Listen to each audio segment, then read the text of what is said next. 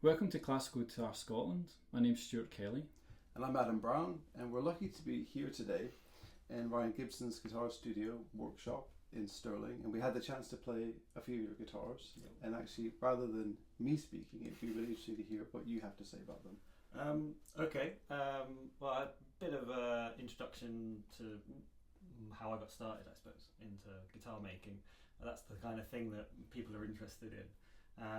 So I started out as a guitar player. I was a contemporary guitar player. So I studied at the London Guitar Institute for a few years. So I was sort of rock, jazz player. I got into steel string, solo, contemporary steel string guitar. And then moved to Scotland about 20 years ago, and I was teaching and playing and trying to do the whole performer thing. And it took me a long time to realise that I wasn't that guy. I wasn't the performer. So, I was in bands and doing sessions and things, but it's very competitive, as you guys know, your players. And after a while I realised it wasn't for me, and I was looking for something else. I was looking for some other education. I was kind of a bit bored with what I was doing. So, classic story, met a guy in a pub.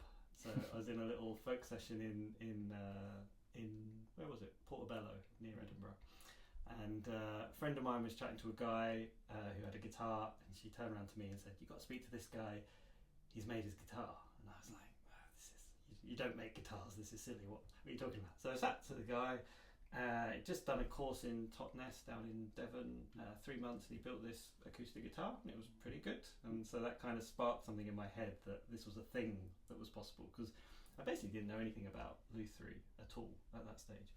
So I did my research, looked around, trying to find some courses. Eventually found that Annie's Land in Glasgow, the college there, was doing steel string making or instrument making, not just guitars. So I went there as a steel string player. My first guitar was a steel string. Had nothing to do with classicals at all. Didn't play classicals, didn't have any classical lessons, didn't listen to that much classical music, so that whole world was just foreign to me. And then for my third guitar, I decided to make a classical guitar, because the construction method we were taught is the traditional Spanish method, and didn't know anything about it, and made this guitar. And for some reason it clicked. So I was making this guitar, and I'd made the steel string, and I'd made a baritone steel string, which is dovetail joined, so the body's made and then the neck's made, and then they're joined together. It's a separate thing. And when I was making the classical, where it's a top down, so you have the guitar top made, and then the neck comes in, and you join the neck to the top, and then the ribs, the sides come in, and the neck, the heel of the neck, is integral to the construction. So it's a much more of a holistic approach, the way the guitar's put together. It's kind of like a seamless construction method, as opposed to the kind of more, what I think is like a factory method, where you make the body of the guitar and then you make the neck of the guitar, which Martin developed as a way of having a factory. So you can have people churning out bodies, people churning out necks, someone joins them together, and off they go. So the Spanish method is much more the traditional Luthier method. So I made this guitar, and it just clicked. I was like, oh, this is a much nicer process, and just the nature of the guitar interested me. So when you're building a handmade classical guitar, it's right on that edge. So everyone talks about, like, when you hand make a guitar, that it should be right on the edge of sort of destruction, basically. But when you're building a steel string guitar, there's a lot more tension on the guitar with those steel strings. So the whole thing has to be a little bit more strong. It has to be more rigid for it to work, to withstand this pressure. And the string tension almost halves when it goes down to classical guitars. So therefore the classical guitar has to be made that much lighter, because the strings are really not doing a lot, so they're not helping you out. So as a maker, you have to push yourself even further to really find that limit. And actually the first guitar I made, the steel string guitar I made, I spent, I think, the 9 months of the first year making it, and it was lovely. It's still my guitar today, and it was great. But it was almost, it's going to sound really bad, it was almost too easy. As in, I had a nice Avalon guitar, which is a sort of handmade-ish guitar. There's lots of people making it. I get a bit pretentious about all this stuff. And that was a lovely guitar. That was an expensive, all solid wood guitar. And actually, when I got my steel string home and played it, I was like, there's there's more going on in my guitar I made as a complete novice than this guitar that's meant to be something really special. So it sounds bad, but it's like the steel string, it was like, oh, it's quite easy to make a good steel string guitar by hand. And part of the reason is the guitars, the steel string, this is, I'm going to get into trouble, but the steel strings are not particularly made very well. The factory guitars, and we could talk about the difference of factory and handmade guitars, but the factory guitars are made to be strong, and they're made to go around the world and not have any warranty problems. So it's a different thing. So in my mind, the kind of factory guitars live on sort of one side, and there's a different instrument, and then the hand-built instruments are a different thing as well. So they're two distinct categories. There's not an overlap in my mind. And with the steel strings, I think people have got used to a very kind of low quality sound. So when you hand build a steel string, it's like you don't have to be amazing, and you can produce a really nice guitar. The classical is harder. So my first classical, it was overbuilt in terms of the wood was too thick or the bracing was too much, because I've just made a baritone guitar, which is a big long strings, got like a bigger scale length, thicker strings, there's a lot of tension and it's more reinforcement. So I've just gone from making one of those to making a classical. And I think I still had that in my mind, like build it strong. And it's over the years of making classical guitars that you're really trying to like get it right down to its sort of breaking point. And do you think you're still experimenting with where that is now? Yeah, of course. Yeah. And this is what interests me as well. It's like coming from a player's point of view, contemporary player, but coming from a player's point of view, there's always like a lot of parallels that I see with making and playing.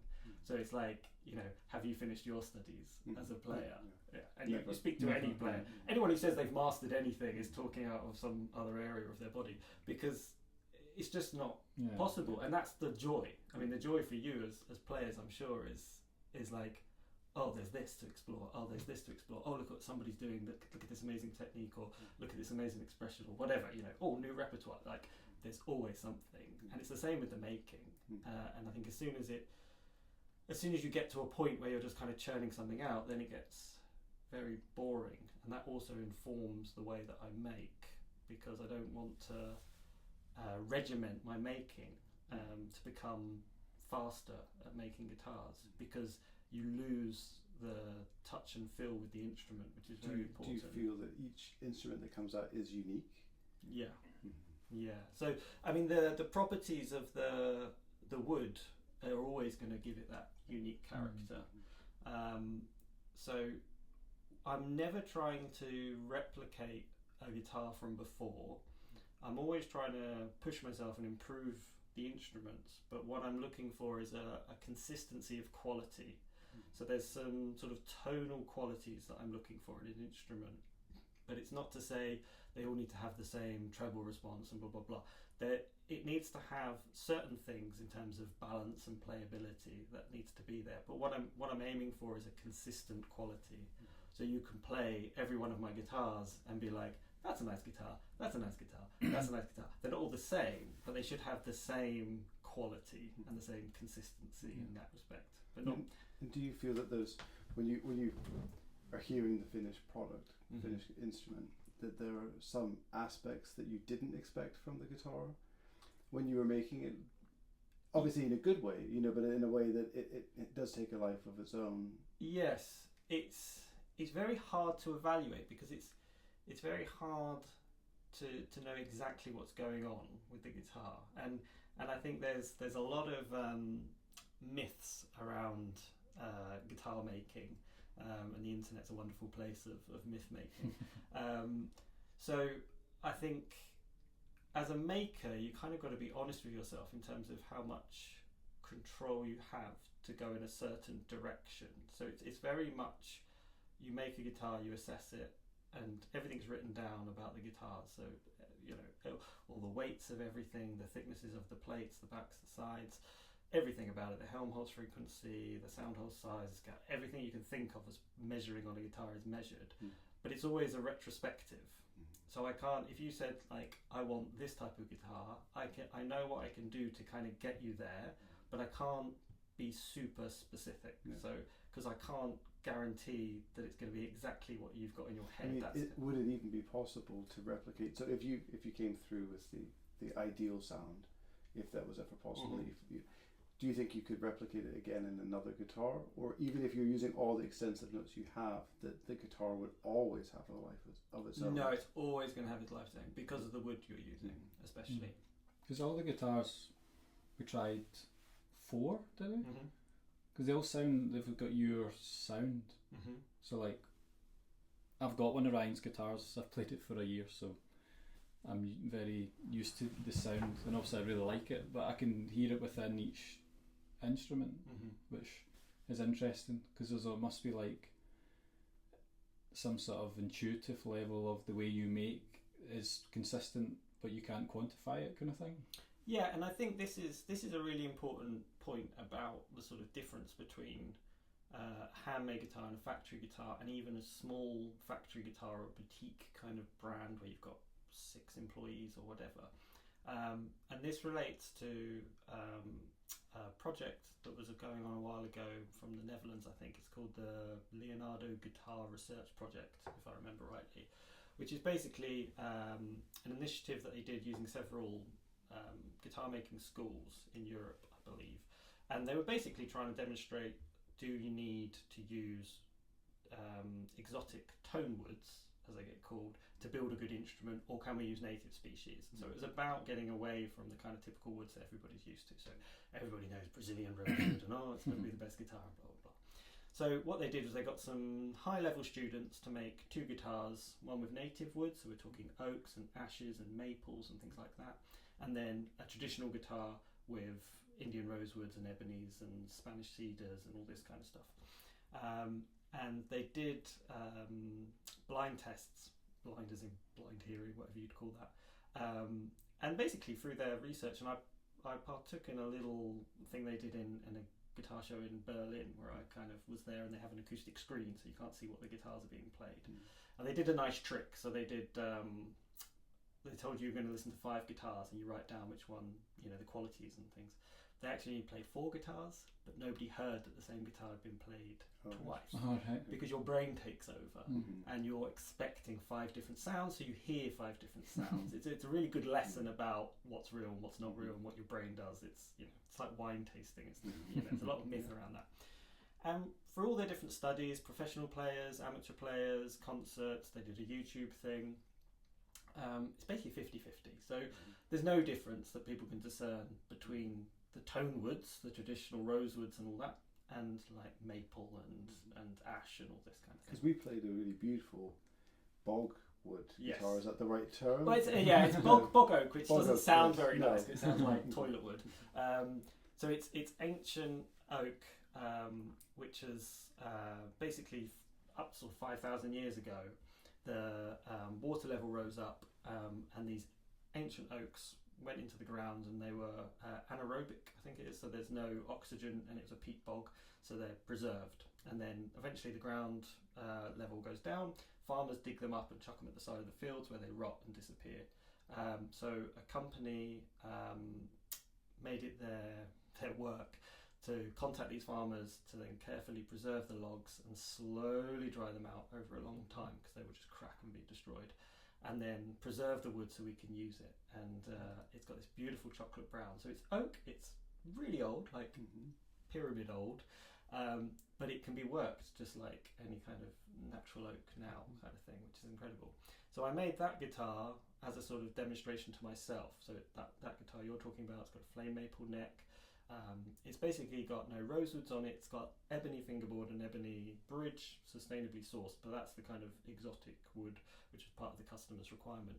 But it's all maples. It's got spruce top. So that's part of that kind of idea of, can you build a concert guitar with different woods, and does it work? And so that was my first kind of as native as I could get guitar at this stage kind of thing. But the interesting thing about their project was when you listen to the video and they did all the numbers, they basically got, I think it was one person to play, a professional guitarist to play a piece, and you heard 8 makers and 16 guitars within that 3 or 4 minute piece. And when you look at the stats, when people registered, listening blind, so they couldn't see the player, couldn't see the guitars changing, when the audience said when they heard a guitar change, when they heard the sound change, the biggest peaks, no one gets all 16 I think, but the biggest peaks were when the maker changed, which was fascinating for me. So beside the point about all the different woods and stuff, the biggest change people can hear is that's that maker's guitars. That's that. So this is coming around to your point, Stewart, which is actually, I think the maker has such a crucial role in the, it sounds stupid but it's true obviously, that the maker has such a crucial role in the sound of the instrument, and also probably more so than the wood, which also kind of makes sense. So I think what that demonstrates really nicely is exactly what you're saying in terms of like my guitars will have a similar sound. So I can give another maker of equal quality all my specs and even my wood and say build this guitar, and it would sound like their guitar, I think, even though they're following my plan and all the rest of it, because they're them. And what's interesting, I think, when I'm assessing a handmade instrument, one of my own or somebody else's, I'm sort of listening for certain qualities, a certain sort of internal sound of the guitar. I particularly like overtones and things, so I've got this kind of series of things that I'm sort of listening for. And when you get a nice guitar that's made by more than one person, I feel that those qualities start to degrade. And then you get to like, there's like almost like a hierarchy. So you get kind of the Luthier guitar, I would say this, you get the Luthier guitars at the top, then you get the kind of small boutique, 2, 3, 4 people, 6 people, 8 people, whatever. And then you're getting into kind of larger 30 people operations, and then maybe like factory level operations. But there's a dilution to the connection with the instrument.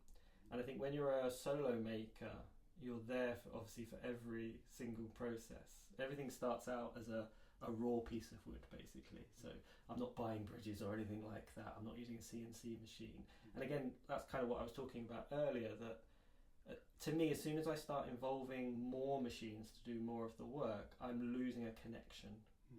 And I also think the reason we're getting this kind of quality of the different makers, from all the different makers and the different types of sounds, it's the inaccuracy of being a human. I was thinking about this the other day. So like, every time I make a bridge, it's not going to be identical. The wings of the bridge might be slightly thicker, slightly smaller. I mean, my wings are 4mm, but sometimes they're a little bit less. Maybe they're 3.9, maybe they're 3.85mm. Because something might have happened. I may be a bit too keen with the rasp and I need to get rid of those tool marks, whatever it would be. So there's always these, I mean, we're talking tiny amounts of wood, but that all adds up when you look at the total of the guitar. And as soon as you start using factory processes in your instruments, I think you're starting to lose that element. It's probably like how you use your hands, in the same way that a player has different hands, and the sound and the technique is affected by how their hands are shaped. So probably it's an element of that as well. Do you feel that you can hear makers? So if you did a blind test, would you be able to hear individual makers? I don't think so. No, I don't think so. I can hear different types of guitars, which takes us into another subject which I'm also interested in. I think Stewart probably knows where I'm going with this, which is the difference. So in the world of Luthier, you know this because you play a double top guitar, I believe. So we have these different techniques and different manufacturing processes, and the big one that came along, there's always been different bracing patterns and things like that, but the big one that came along was looking at what you're doing with the top, and especially bracing, but also the way the top is manufactured, the soundboard is manufactured. So now today we've kind of got a bit of a range of different ways. So I build traditional guitars, which means I use traditional Spanish methods. It means it's all solid woods. It's traditional fan bracing, so the bracing inside the guitar, we've got 7 and 5. I can actually, we can always cut this, but I can show the top. So this is basically what you'd sort of see as a traditional guitar. This is 7 fan struts. Normally you get 2 closing braces here, and often this transverse brace goes straight across. This is sort of a slightly different design for me.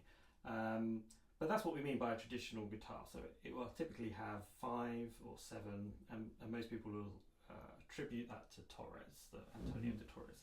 who basically took a bunch of elements that were around at the time and combined it to make the sort of modern Spanish guitar. So Torres didn't invent all these things, because there were other makers of contemporaries that were doing this, but he put everything together. So he increased the size, the fan bracing, everything. So he the modern guitar came from Torres, but he wasn't the sort of sole creator, if we're going to be particular about it. So this is a spruce top. This one's probably around 2.1, 2.2 millimeters thick. And again, the thickness of the top is based on this particular top. So I can't tell you, if I was making you a guitar, what dimensions your top would be. We could choose about what material you'd want the top to be. Would it be spruce? Would it be cedar? And then that thickness would be whatever it wants to be that I decide by feeling it and flexing it. And that's a process that goes throughout the guitar. So at this stage it's done, and then once it's on the guitar I can then flex it when it's on the guitar, and then I can choose to take more material off in certain places. So it's an ongoing process. It's not just sort of one and done. So that's what we refer to as a traditional build.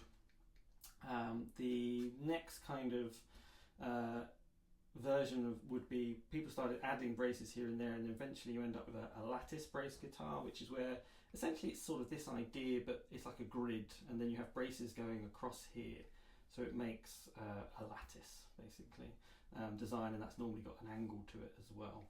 And the idea of that was to create a lot of strength in the top, that allows you to then reduce the dimensions of the overall top to make the top very light and let the brace work do the kind of support for the guitar. And then the sort of evolution of that was then using a double top, which is essentially taking a sort of 0.5 mil almost of wood for the front of the guitar, and then 0.5 mil of wood for the back of the guitar top, and then sandwiching that with a material. Now that could be Nomex, which is like a honeycomb plastic thing, or balsa wood, which people are using now. So that essentially it's a ply, it's a sandwich of materials, and you can get a very light top that's very strong and resilient. So this kind of brings me on to an interesting subject of the reasons. And again, it's not to say this is the right way, this is the wrong way. And I think that's very important to make clear, because it's a very personal thing, and it comes back to this, what you want to do as a maker, what works for you. So my connection when I'm making guitar with the wood is what that wood's doing. So when I take the wood out of the cupboard, I'm tapping it, I'm flexing it, I'm feeling it. So I have a very strong link to that material. And to me, the idea of sandwiching thin bits of wood with plastic and using epoxy and all this kind of stuff and using a big vacuum press, I just feel completely divorced from that material at that point. I've kind of, to me, it feels like I've hollowed out everything. And so I'm now just making a fridge. I don't know what that is anymore. It's just a thing. That might sound harsh, but to me that's like, I wouldn't be interested in that. I wouldn't get up in the morning for that, because I just don't want anything to do with that. So that's a very personal thing. I think also for me, I was watching some of these Romanillos, who's Julian Bream's guitar maker. Everybody knows Romanillos, I think. And he had someone's put on YouTube a series of his, it's an old Guitar Masters DVD that you can find on YouTube. And I was listening to that the other day, and he's actually, it's really nice, because the way he was talking is the way I think. So he was sort of saying things, and I was just nodding along, going yes, yes, yes. So he's obviously on that sort of same path as I am in terms of that traditional maker. But he made a very good point about this trying to kind of take one aspect of the guitar and focusing on that. He kind of called that was misguided, basically.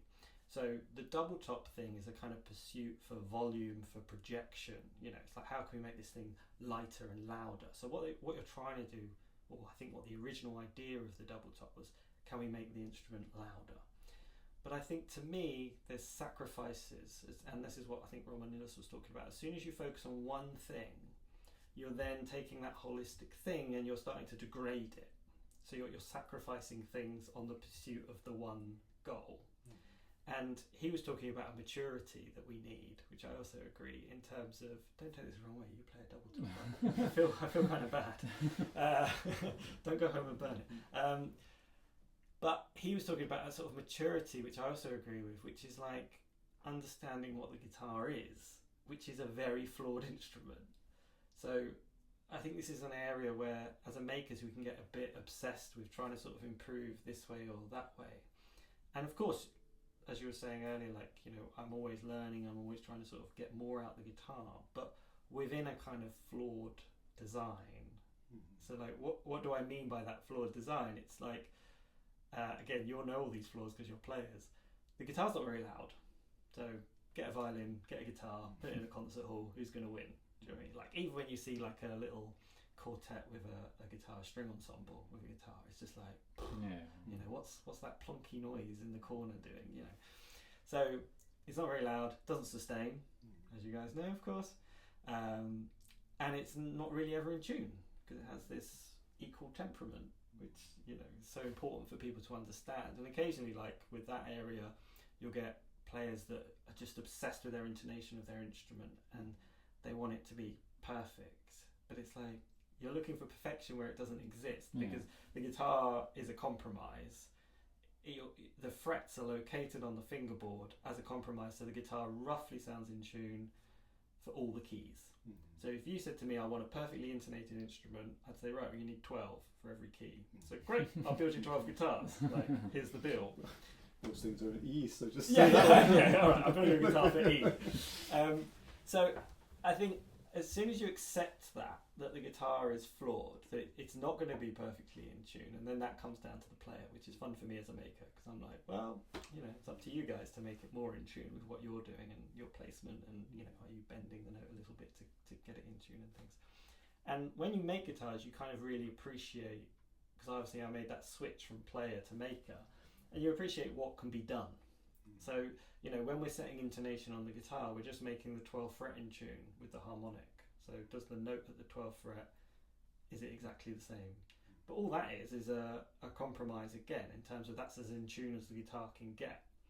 Now the guitar can be flawed in terms of, if you look at Torres guitars, and a lot of those early guitars, they had no extra compensation at the bridge, which basically means, this is getting a bit technical maybe, but if you imagine like the frets of a guitar going along, and then the string, if the string had no action, had no height to it, then that's where the frets should be, and the guitar would be as in tune as possible. But we need to play the guitar, so the string has to come up. But as soon as you've gone up, you think of the hypotenuse, the old Pythagoras, that's got longer.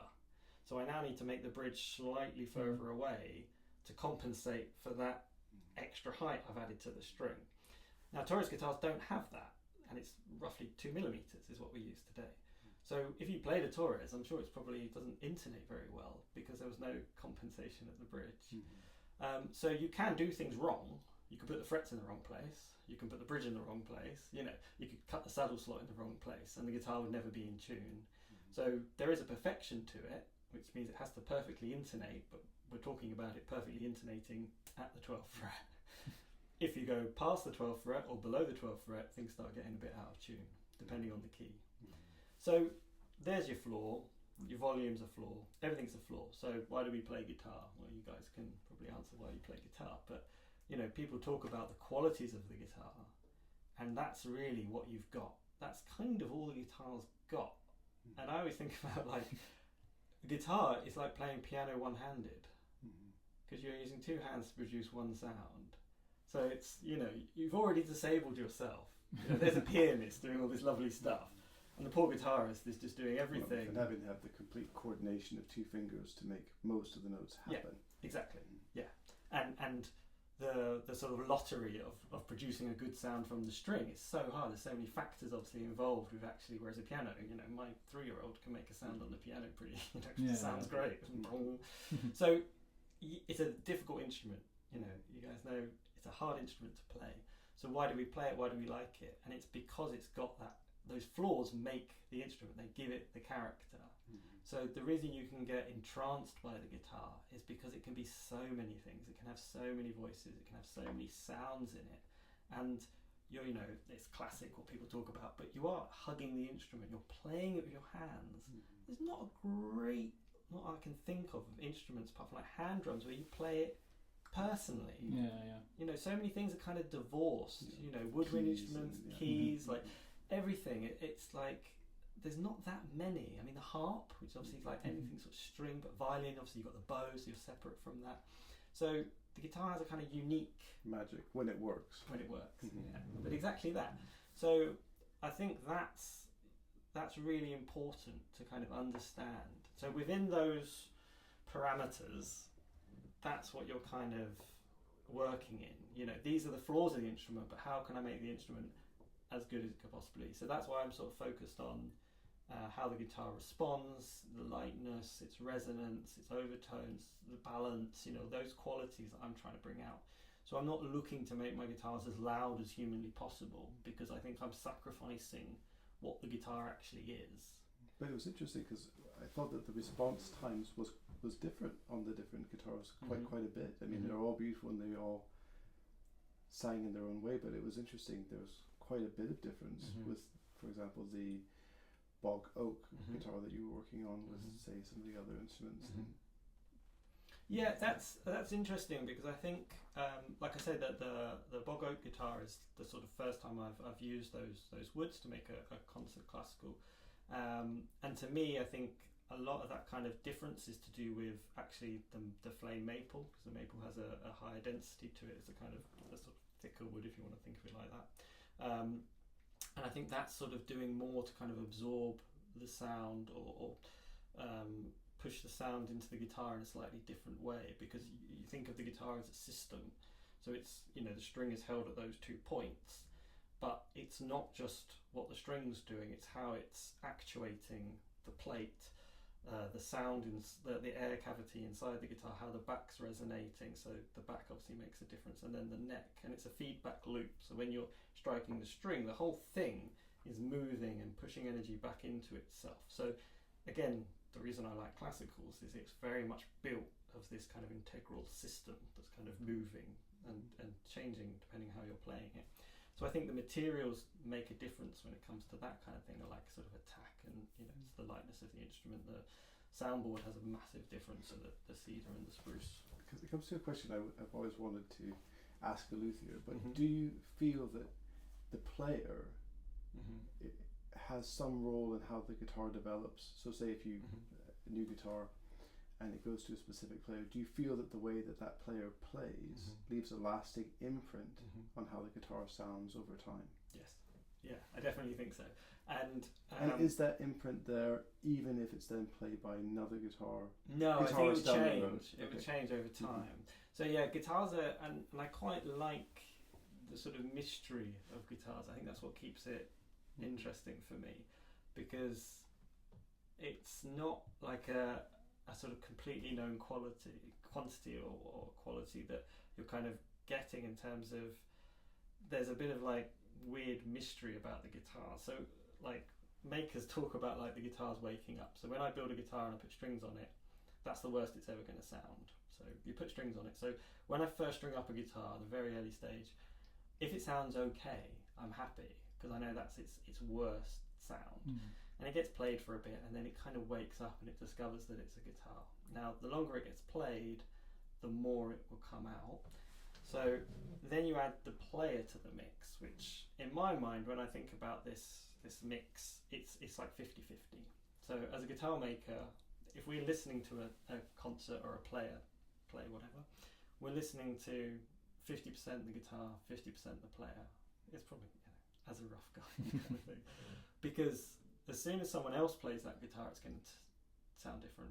That player's going to bring out different qualities.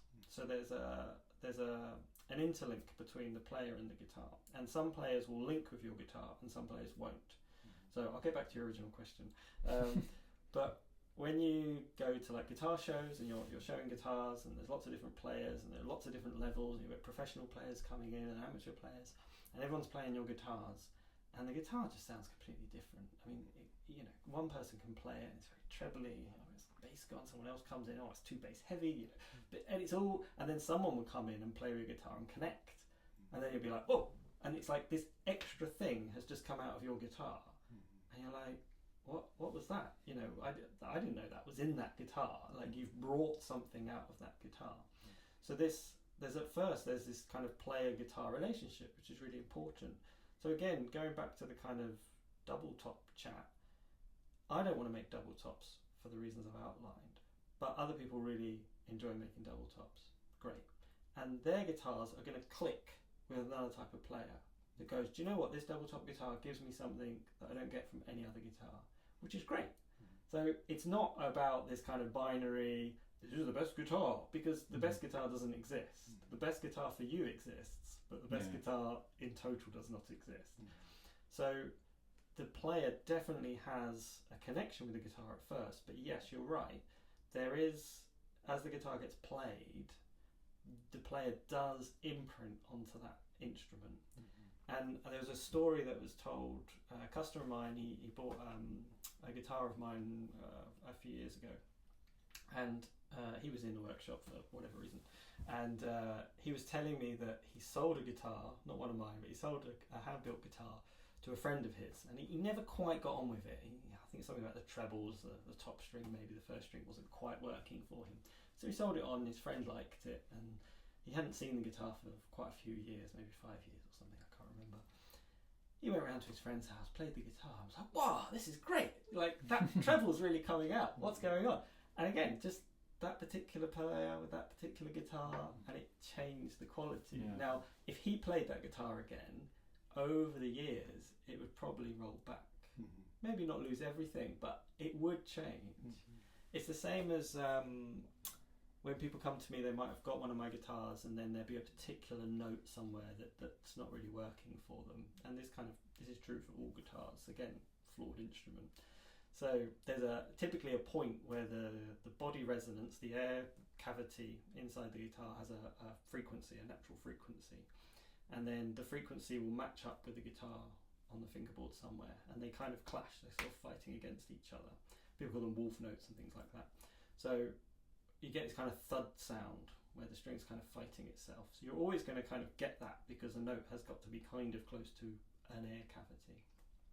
And there's several things you can do. I always tell my customers that they can try, like, don't think you have to play at concert pitch. If you're playing solo, if you're playing with someone else, then fine, you can tune to concert pitch. But like, there's an experimentation that you can do there in terms of maybe the guitar wants to be at 432, maybe the guitar wants to be at 446. Like, this 440 was just an agreed upon thing, you know. It wasn't. It's kind of made up. Not even fully agreed upon. No, continent, and then other parts of the world, they don't really agree on the. No, it was after the wars, and it was the Second World War, the First World War. It was part of the It was really weird how it got in there, but they wanted it, and they kind of had like half of Europe on its knees. So they said, "Oh, we're going to have 440." It's a really weird thing, but you can experiment with that, and the guitar will respond more at a certain, because it will have a natural frequency where it will be kind of happy with. But these notes, if there's a note on your fingerboard that's not quite working, if you work that note, if you find a piece that works that note, or you just literally sit in front of the TV and kind of play it a lot in different ways, you'll find it will kind of grow over time. So you can actually work the bad notes kind of out. You kind of need to exercise them. So again, the guitar, again, it's a mystery. Don't ask me how that happens. But it will do things. It will evolve, like you're saying. You can imprint on it. You can change. And again, I think that's all part of that kind of mystery and magistry of the guitar. It's like it's got its own little life, and that's what they are. They're all like their own little lives. They're not just a thing, you know. Which is why they're such a pleasure to make. But I think the shame for the maker is you generally hear your guitars, like I say, at their worst. You know, even if you play them for a little bit, it's nowhere near what they're going to be. And then if you've got a player like Stewart who's local, I might hear his guitar, you know, at a concert, or I might hear it when he brings it to the workshop, and I can hear what's happening with that guitar every time. But like the Bogo guitar, for example, I know, you know, if that gets played well, you know, a lot over the next year, it's really going to develop. So I'll probably hear that guitar again because it's a local person that's going to buy it or has bought it. But yeah, sometimes you're sending guitars out into the world and you're never going to hear them again. It's like, I wonder what that one sounds like. So you never quite know, which is which is weird. It's weird, you know. It's a strange thing. Wanting to find them a good home. Yeah, of course, yeah. Well, that helps. So these student models that we tried, like we played a solo piece each, myself and Adam, and then we played as a duo, and you'll kind of see the guitars jump between different guitars as we played through the pieces, and also the concert ones. We were talking about the student ones just now. So do you want to give us a wee insight into what the student model? Yeah, so this is a new thing for me, this idea of having a student model. It's an old idea. Again, Torres did his kind of cheaper models, and then he had his concert models. And so it's following on from that, and there's several sort of UK makers I know that started doing it a long time before me. And basically it's trying to offer a more affordable hand-built guitar for people, because, you know, as part of my job I get people bringing in their factory guitars that are you know, £2,000, £2,500, £3,000, and I'm getting them on my bench thinking there's not really like anything going on here. So to me it was like, can I offer a guitar of quality that has a lot of what the concert guitars have, but at a sort of more reasonable price for those kind of students or amateur players that can't justify a concert guitar. So I've only made a handful of them, and it was a challenge for me really to see what can I do and how quickly can I put these things together. So most of it is aesthetics that I've taken out. The big thing is like oil finished, so I don't have to do any grain filling. The French polish is a very laborious process. So these are just oil finished, so you sand them to a high standard and then they get coated in oil sort of 3 times, 4 times. All the aesthetics get stripped out, so it's the same rosette in every guitar. Customers can't really choose, you know, they get a little bit of choice of their woods, and they can choose their nut size and, you know, the dimensions a little bit. They can't customize their rosette or anything like that. The headstock's more kind of simple to make. It can be machined in a kind of quick one job done basically. So you're sort of stripping out as much as you possibly can to just take the guitar down to its essence basically. So I'm looking for sound and playability, and they're not going to rival the concert guitars, but they're going to give you a lot more than a factory guitar. I mean, what do you guys think? You've played them. You know, I completely agree. No, they were beautiful. They were very comfortable to play, but I was playing on the Spruce. You were, and it had a brightness and a kind of a really rich palette of overtones. Yeah, it was very beautiful, but I could see that you could use the overtones to kind of wallpaper over and kind of create a feeling of legato when it wasn't always possible. Stuart, what did you? Yeah, like, well, I just think you can be honest. Yeah, well, I think they're really great, because last year I tried one when I was here, I think. Oh yes, that was my first one I made. Yeah. And then I said, oh, you can do concerts on this, no problem. That's right. Yeah. And then I kind of told some students and friends, and then one of my friends has one, and we played his one today. And it's just like a professional guitar. It's just, it's not shiny, it doesn't have French polish, but it's which does change the sound. Like the oil has a kind of more, it sounds silly, but it has like a more woody sound. It's kind of a bit more honest, a bit boxier sound. I actually prefer the sound of a French polished guitar, but I think for me they're a success in terms of when you compare them to a similar price point. You know, you're actually getting a proper guitar that you can develop on and you can grow on, that responds to you. Really, that's what it's about. It's like, does the guitar respond to the player? And as you know, if you're playing a kind of overbuilt factory guitar, you know, you're trying to produce a sound and the guitar's just not giving anything back. It's that 50-50 thing. Support your technique and inspire your musicality. Exactly. And if you're a student player and you're putting the hours in, you will eventually outgrow one of these guitars, and you'll look for a concert guitar to have that next layer. But it's at next level, but it's a very smaller jump. I think, you know, the factory to kind of Luthier built, and then the student Luthier to the concert Luthier, it's a much smaller jump. But obviously you guys know, as professional players, that's what you need. You need that kind of next bit to give you everything that you need from your playing. So that's the idea. Yeah, and we'll post like links to you. I think you've got a page on your website. The CDs are available. So we'll post links and you can look into that. Yeah. Cool. Great. Well, thank you very much for talking with us today and for allowing us to play on your guitars and to see your studio in action. Well, you're very welcome. It was a pleasure to have you, and it's so lovely to hear especially when you play together. So lovely to hear two of my guitars being played at the same time so nicely. It's just like, oh, it's great. And I get to have a little concert. So, no, you're very welcome. Yeah. So earlier on, myself and Adam played all the guitars we spoke about today, and we played a solo each and a duet. And in the solos, you'll notice the guitars changing throughout the pieces, and it's going to showcase the two concert guitars side by side, and then the students, so you can kind of flick between and hear the differences. Hope you enjoy that.